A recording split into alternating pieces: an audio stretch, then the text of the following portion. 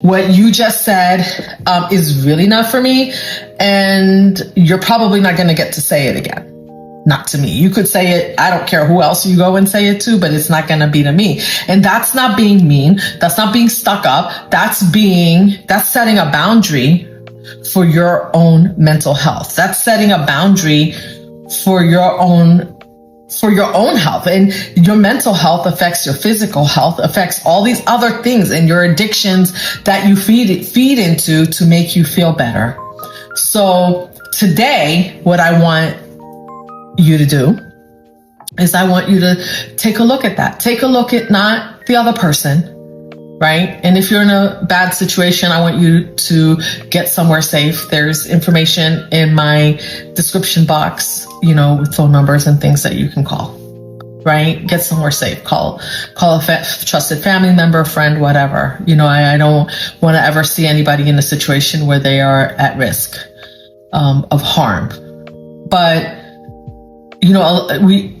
it's like, what are you going to do today to look at and see where you're playing a part? Because that's truly the first part of stopping it. Because once you realize that, oh, I played into this, like they asked me to go along and I went with it. And then this is where, we talk about saying no. This is where saying no comes in. And saying no is not about being mean. It's about protecting yourself and saying, no, I am not going to participate in this dynamic that's keeping me trapped and keeping me small and keeping me in this loop so that somebody else can feel better. It's because if I don't feel good, if you're in a relationship and there's equal give and take, everybody should feel good.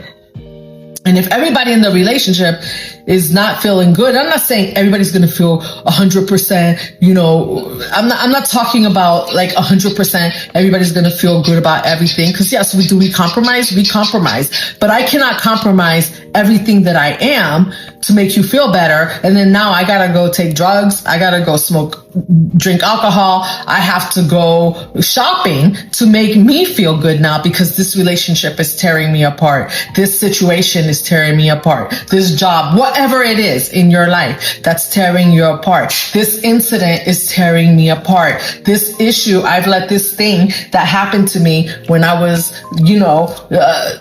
6 years old, 5 years old, is tearing me apart.